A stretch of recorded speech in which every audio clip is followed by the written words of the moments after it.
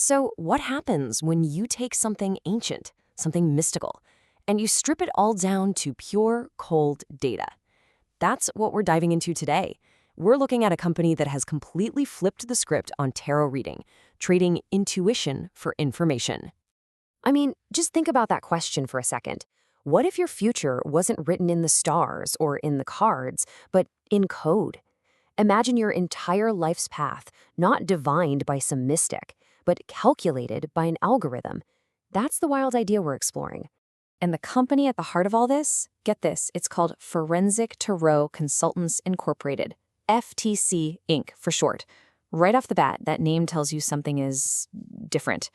The word forensic, that implies a scientific, evidence-based approach, not exactly what you think of when you hear tarot, right? And their motto, well, it says it all. We don't just examine your tarot cards, we examine you. It's bold, it's kind of unsettling, and it's really the key to their whole business. See, this isn't about the cards at all. It's about you. So, how in the world do they do it? Well, the whole philosophy is surprisingly simple. The more data they can get on a client, the more accurate their predictions will be. FTC Inc. basically believes that a life isn't some big mystery to be uncovered, but a giant data set just waiting to be analyzed. And when they say examine you, oh boy, do they mean it. Before you even get a glimpse of a tarot card, you're filling out this massive questionnaire. And we're talking about everything, your personal info, your education, your entire life story, right down to your current living situation. They're literally building what they call a client examination file, and it is incredibly detailed. Okay, so all that data you provide gets plugged into their 5-step process. First, you fill out the forms. Second, they compile all that info. Third, and this is a really interesting detail, a consultant performs what they call a drawing. Fourth, a computer takes over and analyzes everything, your personal data and the cards you drew. And finally, you get what they call a life forecast. I mean, even the language sounds like something from a bank, not a tarot reader. All right, so now that we get the system, let's see what it's actually like to go through it. We're going to follow a new client. His name is Timothy Robinson, as he walks into the reading room to meet his consultant, Lucy. And this is where it gets really good.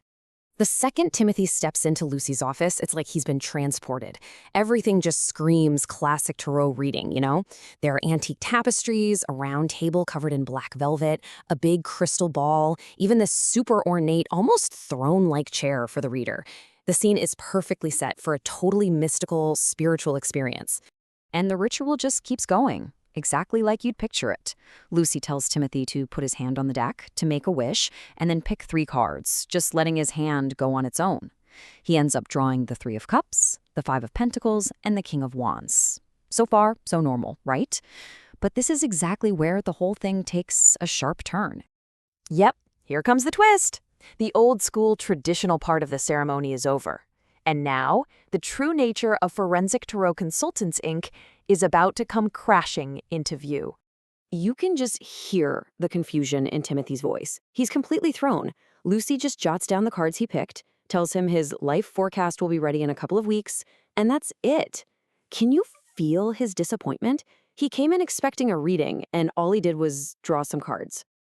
And here it is, the big reveal. Lucy's answer is so straightforward, so businesslike. She tells him, yes, I just handled the drawing. The company data processing computer does everything else. She's not the reader. She's not a mystic. She's just a facilitator, a technician, whose only job is to watch a client pick 3 cards. The real work is done by a computer. And this slide just lays out that disconnect perfectly. What was the expectation? Mystical interpretation, spiritual guidance, that human intuition. But what's the reality? It's data input, algorithmic analysis, and just cold, hard computer processing. The human part has been almost completely designed out of the system. And if there was any doubt left in your mind about how corporate this whole thing is, get this. The next thing Lucy does is pick up the phone, dial an internal extension, and report the results to the drawing depart. It's just another piece of data moving down a very, very efficient assembly line. But what does this all feel like for the people working inside the system? We actually get a really fascinating peek inside the mind of the consultant, Lucy, right after her client leaves. And this is where it gets really human. You see, even though she's part of this super successful, cutting-edge company, Lucy feels a sense of loss.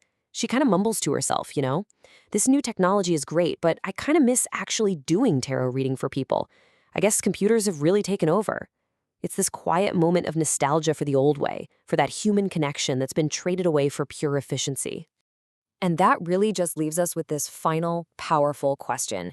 Look, Forensic Tarot Consultants, Inc. is a huge success. Their predictions are accurate, their process is efficient. But as we keep pushing to automate and optimize every single part of our lives, from tarot readings to medical diagnoses, what are we leaving behind? What is the real cost of perfect efficiency?